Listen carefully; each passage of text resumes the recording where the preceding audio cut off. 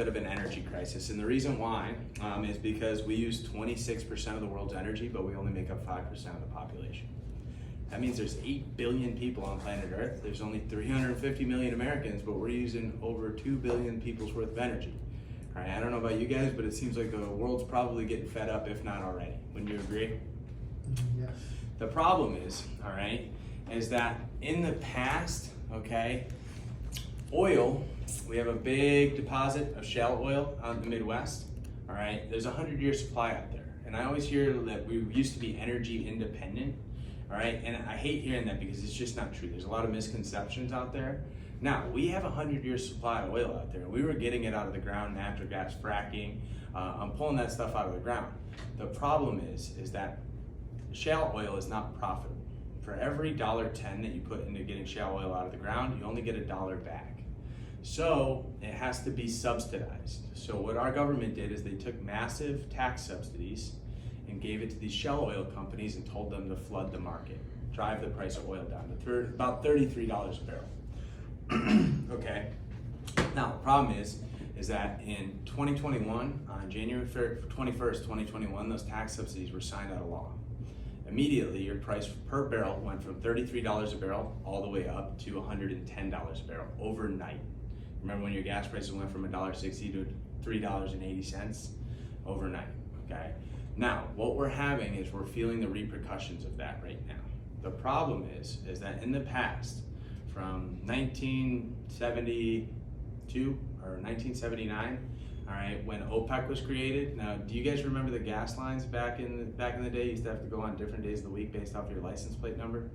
The reason why that happened, all right, is because we had a ton of crude oil under Texas, but we realized that it wasn't a limitless supply.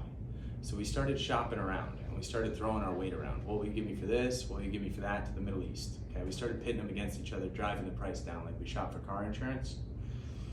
They got smart. Okay, they all colluded. They said, why are we gonna let the Americans cut our knees out from under us over price, all right? We could all fix the price and get the same thing. And that's when they created OPEC. And that's when you had to go on different days of the week based off your license plate number. Now, my dad told me that he used to have an extra license plate that he could flip out so he could go on both days of the week, all right? So, but immediately after that, the reason why, do you guys know, like during a hurricane, how there's a shortage of gasoline? The reason why there's a shortage is because the government, or the state of Florida, puts a price ceiling on gasoline. A price ceiling creates a natural shortage on the market, all right? Because if it only go up $3 a gallon, you got Joe Schmo filling up his truck bed full of gasoline, all right? If it went up to market equilibrium, $21 a gallon, he's not gonna put 40 gallons of gasoline in his truck for $21 a gallon, all right? But you can't price gouge. So they put a price ceiling on it, it creates a natural shortage. What happened is that back in 1970, when OPEC was created, they fixed the price at $1.80 per gallon. And back then you were paying 33 cents, okay? If you were charged $1.80 per gallon back in the 70s, there would have been riots in the streets. So what our government did is they put a price ceiling at 70 cents per gallon, which created a natural shortage on the market, and that's why you had to go on different days of the week, okay? Now, the problem is that immediately after that, what happened? First Desert Storm. Okay, and then after that, Afghanistan invades Kuwait in 1999.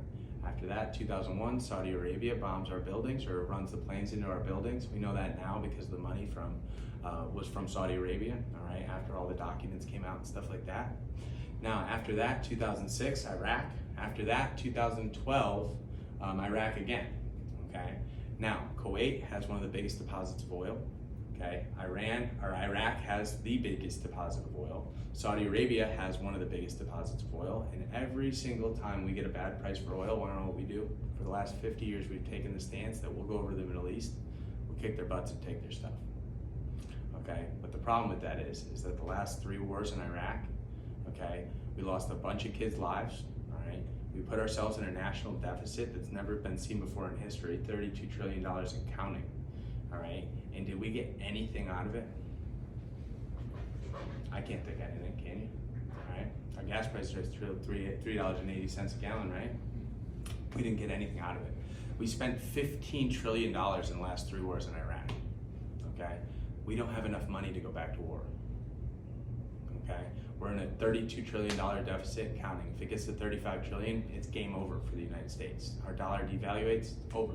So we can't go to war, all right? We can't produce any oil, all right? So the only option that we have is to conserve. So what this government has done is they've taken all that oil money that was going to those oil companies, flooding the market, and they've reallocated it to homeowners, and they've given $500 billion back to residential homeowners through IRS Form 5695. They give you 30% back in your taxes. And they've also given another $390 billion that they've allocated towards Rewire America for anybody that's under the 80% median income value in their zip code. They'll get $14,000 per resident, okay? So it's cheaper than going to war, okay? We can't go to war, we can't produce oil. The only thing that we have to do is conserve, because we're using 26% of the world's energy. That's my energy.